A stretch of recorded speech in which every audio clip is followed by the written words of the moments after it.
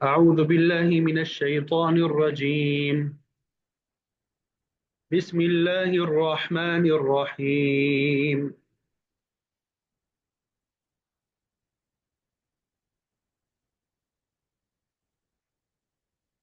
تبارك الذي جعل في السماء بروجا وجعل فيها سراجا وقمرا منيرا، وهو الذي جعل الليل والنهار خلفة لمن أراد أن يذكر أو أراد شكورا. وعباد الرحمن الذين يمشون على الأرض هونا وإذا خاطبهم الجاهلون قالوا سلاما. والذين يبيتون لربهم سجدا وقياما، والذين يقولون ربنا اصرف عنا عذاب جهنم إن عذابها كان غراما إنها ساءت مستقرا ومقاما. والذين إذا أنفقوا لم يسرفوا ولم يقتروا وكان بين ذلك قواما. والذين لا يدعون مع الله إلها آخر ولا يقتلون النفس التي حرم الله إلا بالحق ولا يزنون، ومن يفعل ذلك يلقى أثاما يضاعف له العذاب يوم القيامة ويخلد فيه مهانا إلا من تاب وآمن وعمل عملا صالحا فأولئك يبدل الله سيئاتهم فأولئك يبدل الله سيئاتهم حسنات وكان الله غفورا رحيما. ومن تاب وعمل صالحا فإنه يتوب إلى الله متابا.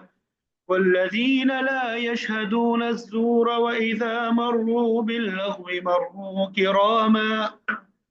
والذين إذا ذكروا بآيات ربهم لم يخروا عليها صما وعميانا.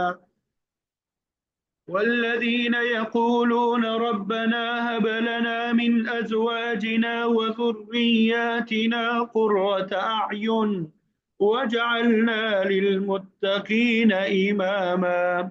أولئك يجزون الغرفة بما صبروا ويلقون فيها تحية وسلاما خالدين فيها حسنت مستقرا ومقاما.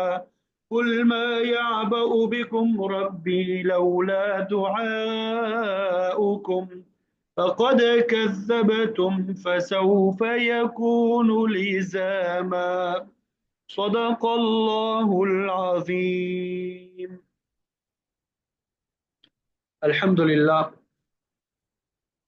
اللہ کی فضل و کرم سے یہاں پر سورہ فرقان مکمل ہو رہی ہے۔ اللہ رب العزت سے دعا ہے کہ جس طرح ہمیں تلاوت مکمل کرنے کی توفیق نصیب فرما دی، اسی طرح اس کا ترجمہ اور تفسیر جو ہے وہ بھی مکمل کرنے کی سعادت اور توفیق نصیب فرما دی۔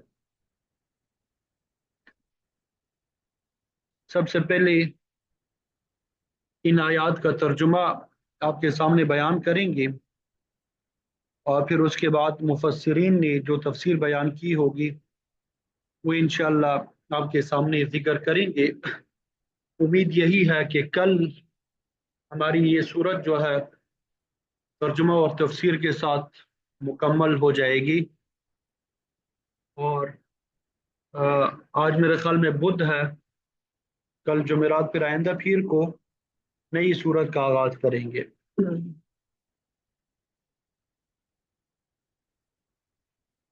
اللہ اکبر کبیرہ۔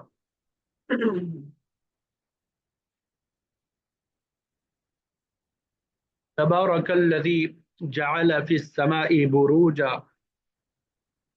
وجعل فيها سراجا وقمرا منيرا. تبارک،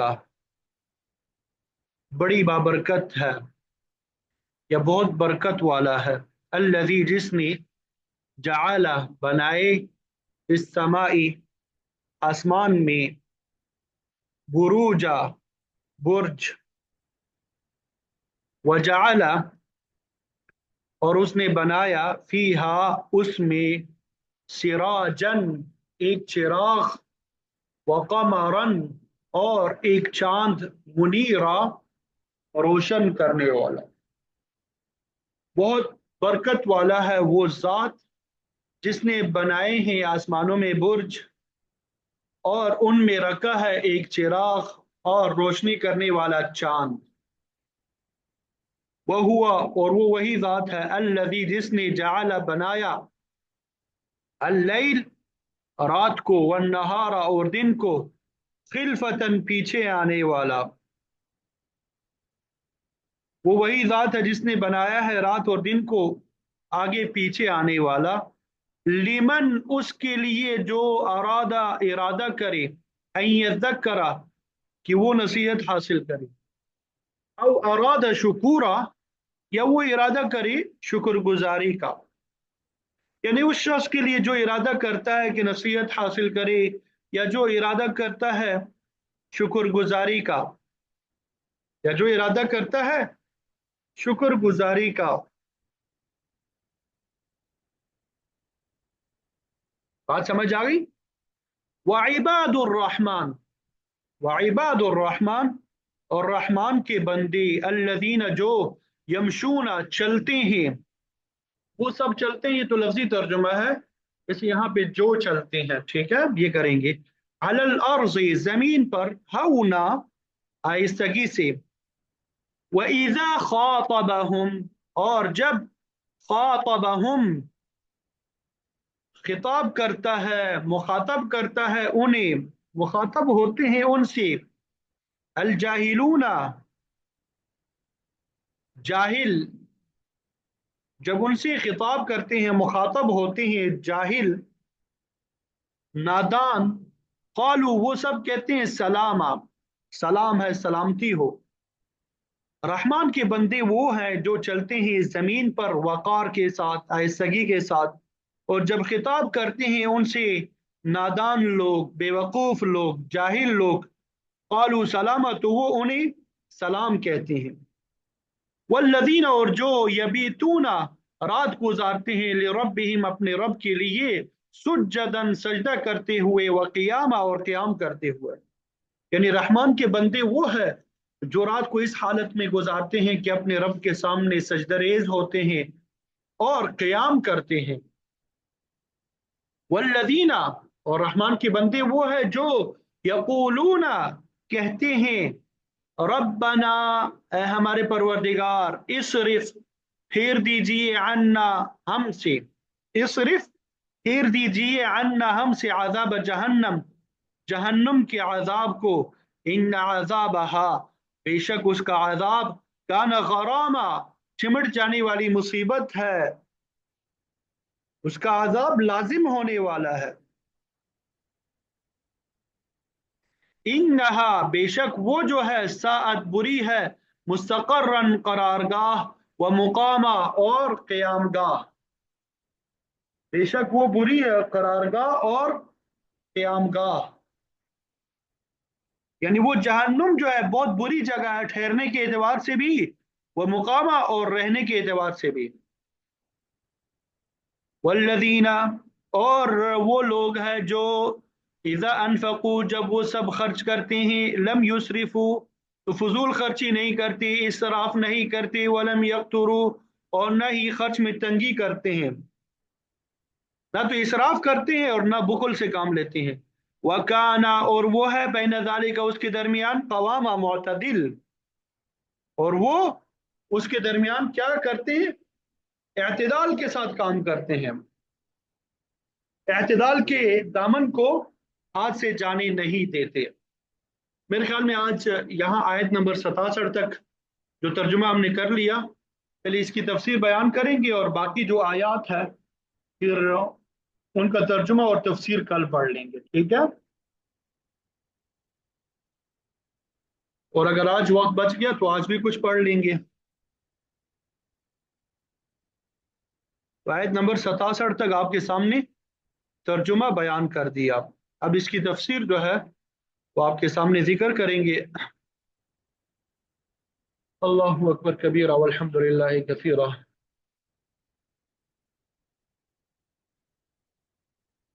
ये सबको समझ आ रही है इंशाल्लाह? तर्जुमा सबको समझ में आ गया?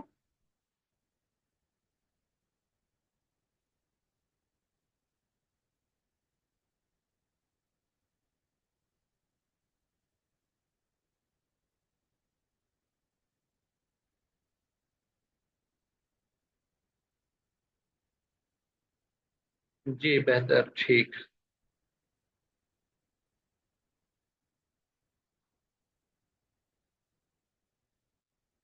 जी, अब इसकी तफसीर इंशाल्लाह बयान करेंगे। तो आज पहली जो आयत हमने तिलावत की है, तर्जुमा आपके सामने बयान हुआ, आयत नंबर 61, तबारकल्लज़ी जअल फ़िस समा। तो सबसे पहले जैसा कि आप सबको मालूम है कि कल जो हमने सबक पढ़ा होता है उसके साथ क्या ताल्लुक है आज के सबक का, रबत इसको कहते हैं, उससे क्या रिलेशन बनता है, ताल्लुक बनता है। तो कल के सबक में हमने पढ़ा कि जब कुफार और मुशरिकीन को अल्लाह के सामने, रहमान के सामने सजदा करने के लिए कहा जाता है तो वो कहते हैं कि हम किसी रहमान को नहीं जानते। तो आज की पहली आयत में अल्लाह ताला उसी एतराज का जवाब दे रहे हैं। उस जात की तारीफ बयान की गई है जिसके सामने सजदा करने का हुक्म दिया गया। तबारकल्लज़ी जअल फ़िस समाई बुरूजा, कि बाबरकत है, बहुत बरकत वाला है वो जात जिसने आसमानों में बुर्ज बना दिए हैं। जिसने आसमानों में क्या किए हैं? बुर्ज बना दिए हैं। वजअल फ़ीहा सिराजा, और उन आसमानों में एक रोशन चिराग भी रखा है, एक रोशन चिराग भी रखा है। वक़मरम मुनीरा, और रोशनी पैदा करने वाला, उजाला करने वाला चांद भी रखा है। मतलब ये कि अल्लाह ताला की वो ज़ात है जो इन सिफात की हामिल है कि उसने आसमानों में बुर्ज, सूरज और चांद जैसी चीज़ों को पैदा किया है। तो उसी के सामने सजदा करने का हुक्म दिया जाता है। रोशन चिराग से मुराद, सिराज से मुराद सूरज है जो सारी दुनिया को रोशनी और हरारत पहुंचा रहा है। अल्लाह ताला की सिफत बाबरकत इस सूरत में दो मरतबा पहले भी बयान हो चुकी है। सूरत की इब्तिदा में हम पढ़ चुके हैं, तबारकल्लज़ी नज़्ज़ल फुरक़ान अला अब्दिह, के बड़ी बरकतें देने वाली है वो ज़ात जिसने फुरकान को नाजिल फरमाया। और फिर इसी सूरत के दूसरे रुकू के इब्तिदा में रिसालत के बाब में फरमाया, तबारकल्लज़ी इंशा जअल लक खैरम मिन ज़ालिक, बाबरकत है वो ज़ात अगर चाहे तो क्या पैगम्बर आपको इससे बेहतर चीज़ अता कर दे। अब तीसरी मर्तबा यही लफ्ज़ अल्लाह ताला की वहदानियत को बयान करने के बारे में आया है। अब बाज़ उलमा और मुफस्सिरीन फरमाते हैं कि बुर्ज से मुराद आसमान के बड़े बड़े सितारे हैं जो रात को नजर आते हैं। उनमें किसी की रोशनी सफ़ेद, किसी की सुर्ख और किसी की नीली होती है। अल्लाह ताला उनमें मुख्तलिफ किस्म के अल्लाह ताला ने उनमें मुख्तलिफ किस्म के हवास जो है, खासियतें रखी हैं। ठीक है, बाज़ मुफस्सिरीन ये फरमाते हैं। बाज़ फरमाते हैं कि आसमान के मुख्तलिफ मकामात पर बड़े बड़े किले और दरवाजे बने हुए हैं जहां अल्लाह ताला ने फरिश्तों की ड्यूटियां लगा रखी है और वो वहीं पर पहरा देते हैं। तो इन किलों और दरवाजों को बुर्ज का नाम दिया गया है। इन किलों और दरवाजों को क्या नाम करार दिया? बुर्ज या बुरूज जिसकी जमा है।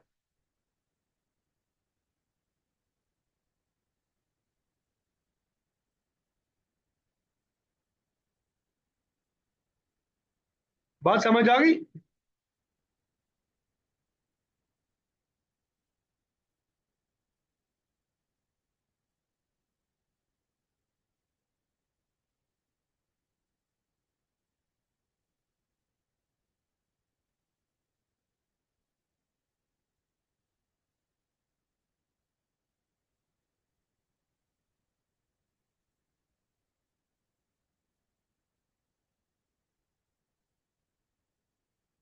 تو 7 بڑے بڑے سیاروں میں سے سورج، چاند، ان کا ذکر اللہ تعالیٰ نے اس آیت میں کیا ہے، اور دیگر بہت سے مقامات پر بھی کیا ہے۔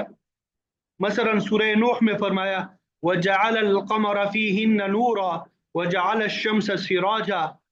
اللہ تعالیٰ نے 7 آسمانوں کی تخلیق کا ذکر کرنے کے بعد فرمایا کہ ان میں چاند کو روشنی کرنے والا اور سورج کو چراغ بنا دیا ہے۔ تو یہ چاند اور سورج، یہ دونوں بڑے نمایاں سیارے ہیں جن کا تعلق براہ راست مخلوق کے ساتھ ہے۔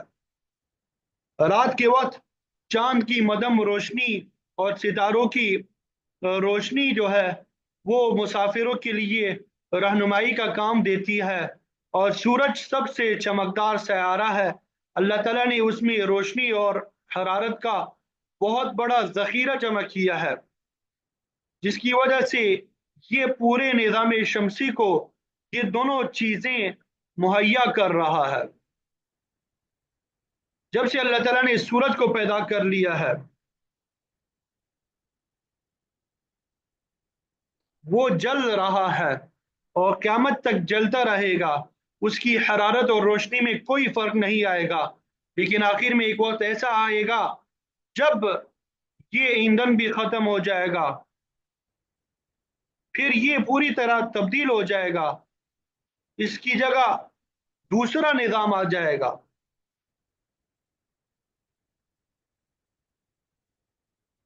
تو جس طرح سورج جو ہے یہ ایک نہایت کارآمد سیارہ ہے، انسان بھی اس سے فائدہ اٹھاتا ہے، یہاں کے حیوانات بھی فائدہ اٹھاتے ہیں، یہاں کی نباتات، گویا کہ ہر چیز جو ہے یہ سورج سے فائدہ اٹھا رہی ہے۔ اسی طرح چاند سے بھی ہمیں بہت سے فوائد حاصل ہوتے ہیں۔ چاند کی دھیمی روشنی اپنے اندر خاص اثرات رکھتی ہے۔ یہ پھلوں میں رس چاندنی کی وجہ سے پیدا ہوتا ہے، انسانوں، جانوروں اور نباتات پہ بھی اس کے خاص اثرات پڑتے ہیں۔ یہ سمندروں میں مد و جزر بھی یہ چاند کے اثرات کی وجہ سے ہوتا ہے۔ یہ چیز اللہ تعالیٰ کی قدرت اور اس کی وحدانیت کی دلیل ہے۔ پھر آگے اللہ تعالیٰ نے فرمایا وَهُوَ الَّذِي جَعَلَ اللَّيْلَ وَالنَّهَارَ خِلْفَةً لِمَنْ أَرَادَ أَنْ يَذَّكَّرَ أَوْ أَرَادَ شُكُورًا۔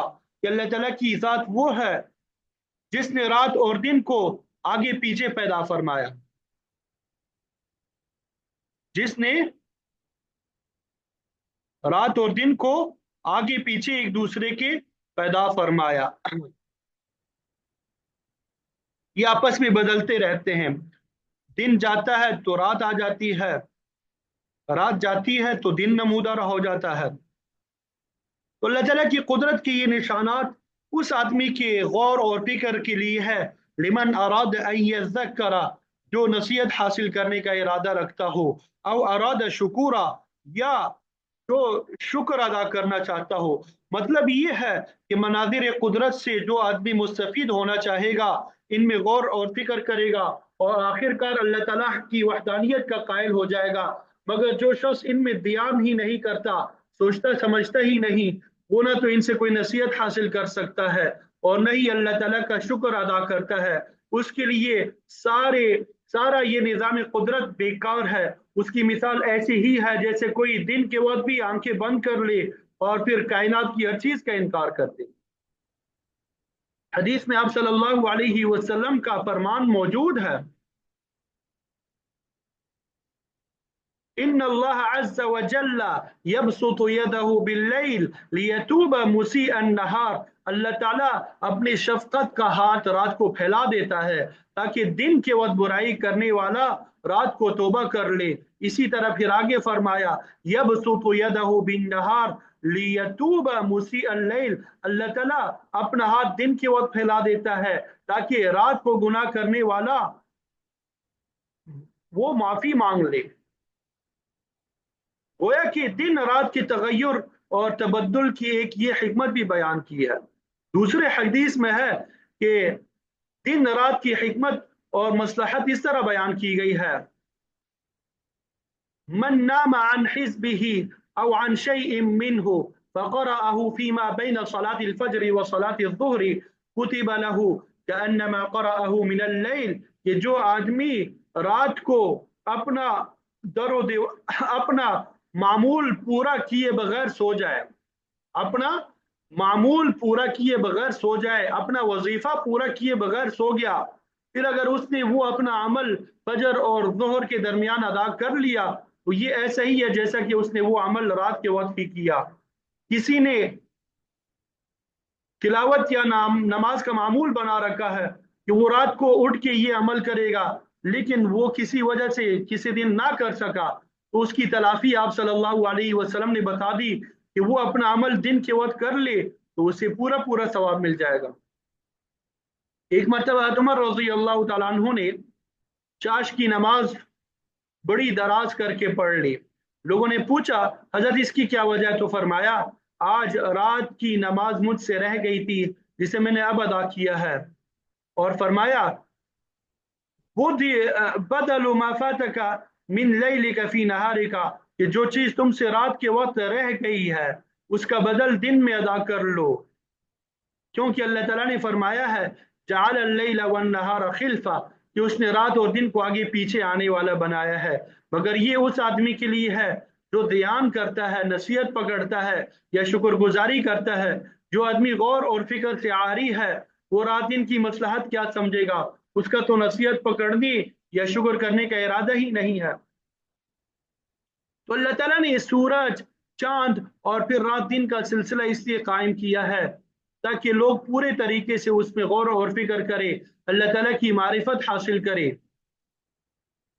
تمام یہ تبدیلیاں، تصرفات چاہے بڑے ہوں چھوٹے ہوں، یہ سب اللہ تعالیٰ کے ہاتھ میں ہے، یہ اس کی ساری قدرت اللہ تعالیٰ کے ہاتھ میں ہے۔ رات اور دن کے فوائد کو دیکھ کر انسان کو شکر گزار بننا چاہیے۔ یہ سارا اس خدا نے رحمان کا کارخانہ قدرت ہے، اس خدائے رحمان کا کارخانہ قدرت ہے جس کے نام سے مشرک بھاگتے ہیں، حالانکہ پورے نظام کائنات میں بے شمار مصلحتیں ہیں جن سے نصیحت حاصل کی جا سکتی ہے، اللہ تعالیٰ کا شکر ادا کیا جا سکتا ہے۔ پھر آگے اگلی آیت میں وعباد الرحمن الذین یمشون علی الارض ہونا واذا خاطبهم الجاہلون قالوا سلاما۔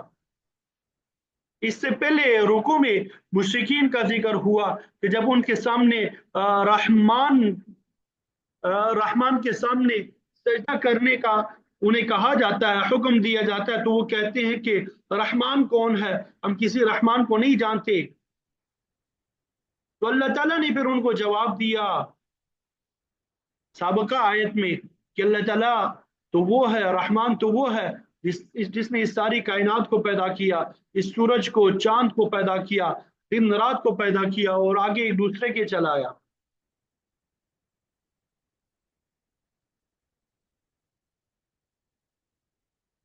تو اب یہ آگے جو آیات ہم تلاوت کریں گے اس میں اللہ تعالیٰ نے رحمان کے بندوں کے 14 صفات کو بیان کیا ہے۔ مشرکین نے کہا تھا ومر رحمان، کے رحمان کون ہے؟ اب یہاں پہ رحمان کے جو بندے ہیں ان کی 14 صفات کو بیان کیا جاتا ہے تاکہ مشرکوں کو معلوم ہو جائے کہ جس رحمان کے بندوں میں یہ اعلیٰ صفات پائی جاتی ہے، خود رحمان کن کمالات کا مالک ہے جس کے سامنے انہیں سجدہ کرنے کا حکم دیا جاتا ہے، لیکن وہ مشرکین اس کے لیے تیار نہیں ہوتے بلکہ بےہودہ اعتراضات کرتے ہیں۔ اس پہ الگ سے ہمارے بیانات کا سلسلہ بھی موجود ہے، بڑی تفصیل کے ساتھ بیان کیا ہے، لیکن اب چونکہ اتنا وقت نہیں ہے مختصراً انشاءاللہ تفصیل بیان کریں گے۔ وعباد الرحمن الذین یمشون علی الارض ہونا، کہ رحمان کے بندے وہ ہے جو زمین پر وقار اور طمانینت کے ساتھ چلتے ہیں۔ عباد الرحمن کی پہلی صفت یہ ہے کہ وہ دنیا کی اس عارضی زندگی میں غرور، تکبر اور اکڑ کا اظہار نہیں کرتے، بلکہ اللہ کی زمین پر چلتے وقت پرسکون اور پروقار نظر آتے ہیں۔ ان کی جھال ڈال میں کمال درجے کی تواضع اور متانت ہوتی ہے، لیکن کفار اور مشرکین جو ہے وہ ہمیشہ غرور میں مبتلا ہوتے ہیں۔ یہ ان کا تکبر ہی تھا جس کی وجہ سے انہوں نے اللہ کے سامنے سجدہ کرنے سے انکار کر دیا۔ عمر رضی اللہ تعالیٰ عنہ نے دیکھا کہ ایک نوجوان سینہ آگے نکال کے اکڑتے ہوئے جا رہا تھا، آپ نے اس کو بلا کے کہا کہ اکڑ کی چال اللہ کو پسند نہیں ہے سوائے جہاد کے وقت کافروں کے مقابلے میں، ایسے موقع پہ اکڑنا یہ درست ہے تاکہ دشمن مرعوب ہو جائے۔ سورہ لقمان میں بھی موجود ہے وَقْصِدْ فِي مَشْيِكَ، کہ اپنی چال میں میانہ روی اختیار کرو، جس طرح غرور اور تکبر یہ چال میں درست نہیں ہے، اسی طرح ضعیفوں والی کمزوروں والی چال ڈال بھی ٹھیک نہیں ہے۔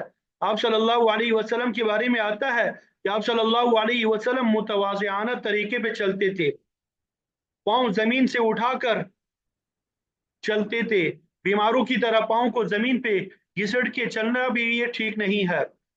آپ صلی اللہ علیہ وسلم چلتے وقت آگے کی طرف جھکے ہوئے ہوتے تھے، گویا کہ آپ کسی ڈلوان میں اتر رہے ہیں۔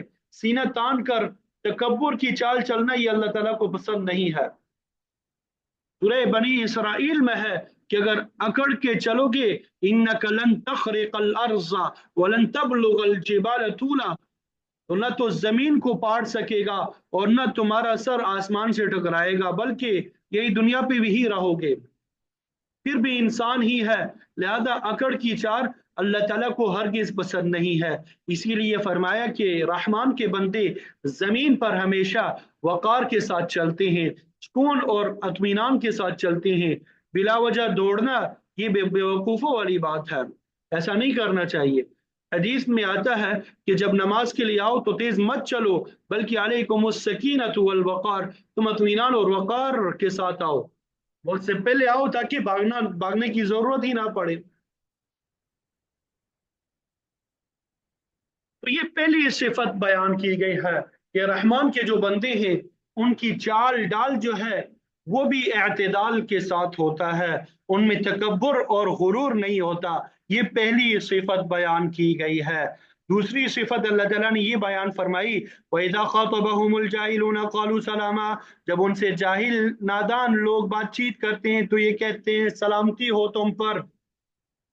کفار اور مشرکین بے ادب، گستاخ اور بے وقوف لوگ ہیں، مگر اللہ کے بندے بے ادبی اور گستاخی کا جواب اس طرح نہیں دیتے بلکہ سلام کر کے گزر جاتے ہیں۔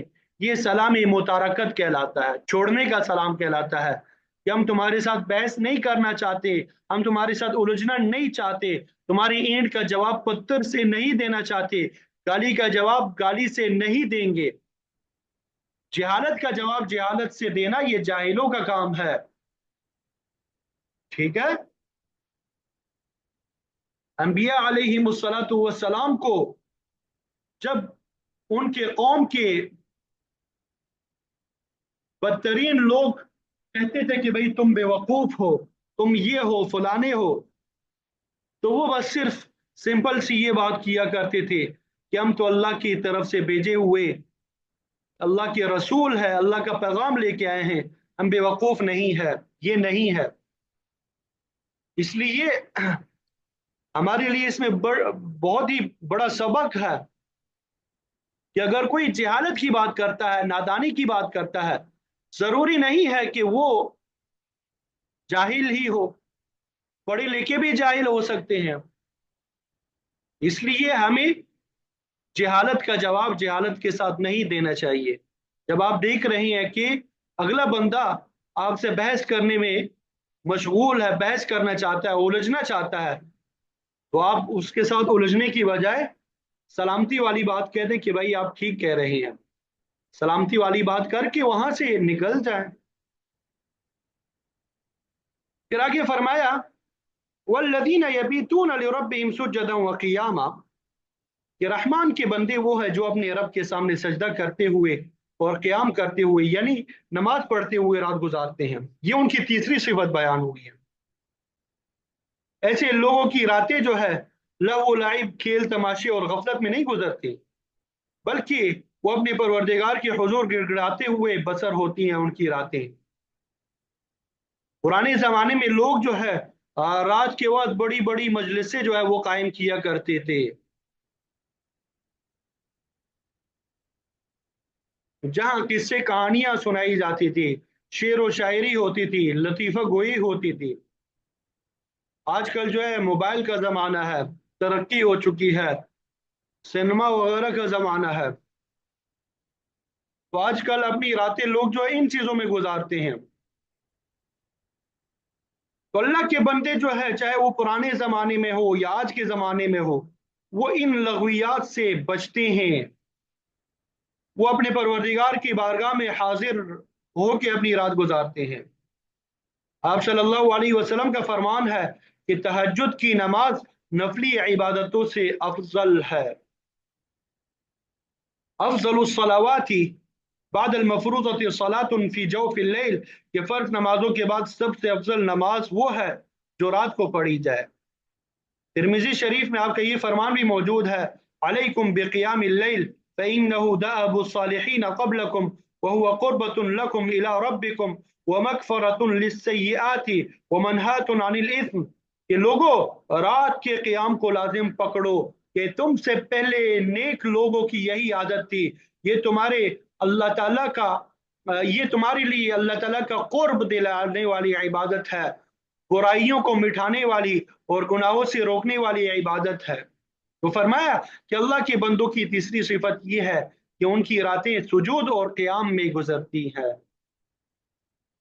और फिर फरमाया कि अल्लाह के बंदों की चौथी सिफत यह है, वल्लज़ीन यक़ूलून रब्बना अस्रिफ़ अन्ना अज़ाब जहन्नम इन्ना अज़ाबहा काना गरामा। ये वो लोग हैं जो कहते हैं कि हमारे परवरदिगार हमसे जहन्नुम के आज़ाब को दूर कर दे।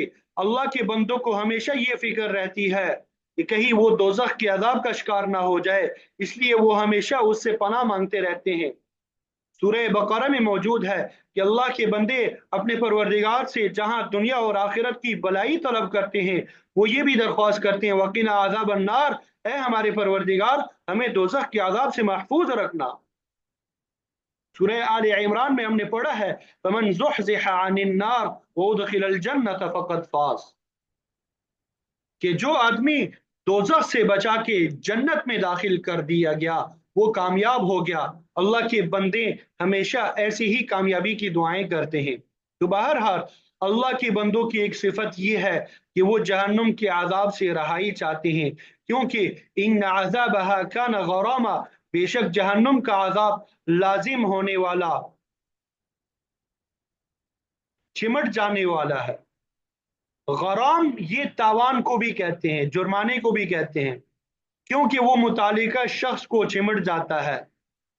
इन्नहा साअत मुस्तक़र्रन व मुकामा, बेशक ये दोजख जो है बहुत बुरी जगह है रहने के एतबार से, और गुजरने के एतबार से। ये रहाइश के लिए भी बहुत बुरी जगह है और बहुत बुरा ठिकाना है। अनस रज़ी अल्लाह तआला अन्हु से रिवायत है कि दोजख में पड़ा हुआ एक आदमी 1000 साल तक या हन्नान या मन्नान, ए शफकत करने वाले, ए एहसान करने वाले, ये पुकारता रहता है। बिल आखिर अल्लाह ताला फरिश्तों से फरमाएगा कि जाओ उस शख्स को पकड़ लो और मेरे पास लेके आओ। फरिश्ते जाके देख लें तो सब दोजखी ओड़े मुंह पड़े होंगे और मतलूबा शख्स की शिनाख्त नहीं हो सकेगी। वापस आके अल्लाह ताला के सामने सूरत हाल बयान करेंगे। अल्लाह ताला फरमाएगा कि जाओ उसको लेके आओ। फरिश्ते उस शख्स को पकड़ के ले आएंगे। जब वो अल्लाह के सामने पेश होगा तो अल्लाह ताला फरमाएगा, है मेरे बंदे, दोजख का ठिकाना कैसा है? वो कहेगा बहुत ही बुरा है, निहायत ही तकलीफ दे है। अल्लाह फरमाएगा जाओ वापस उसी में चले जाओ। वो बंदा अर्ज करेगा, मौला करीम, तेरी रहमत से मुझे ये उम्मीद तो न थी कि एक दफा दोजख से निकालने के बाद फिर उसे में दाखिल कर दे। अल्लाह ताला की रहमत जोश में आ जाएगी, हुक्म होगा कि उसको दोजख से रिहा कर दो। तो मतलब ये कि दोजख बहुत ही बुरा ठिकाना है। अल्लाह ताला हम सब की हिफाजत फरमाए। अल्लाह ताला हमें बगैर हिसाब किताब के जन्नत नसीब फरमा दे।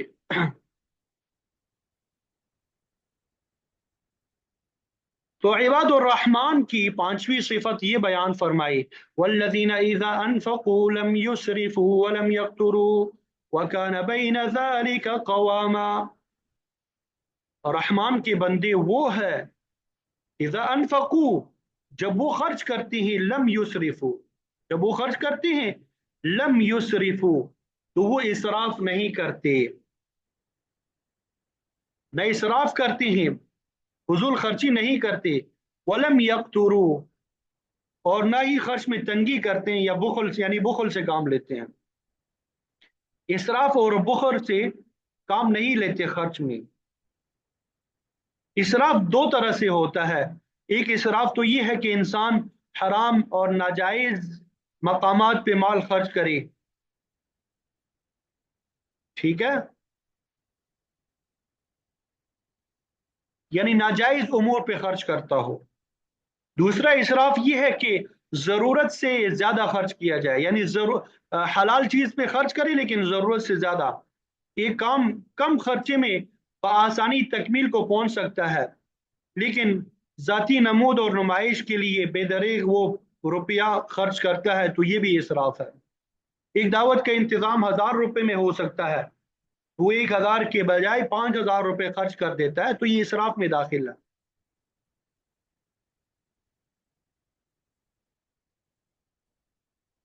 عبداللہ ابن مسعود رضی اللہ تعالیٰ عنہ کی روایت میں آتا ہے، ما عال من اقتصد، کہ جو میانہ روی اختیار کرتا ہے وہ کبھی محتاج نہیں ہوتا۔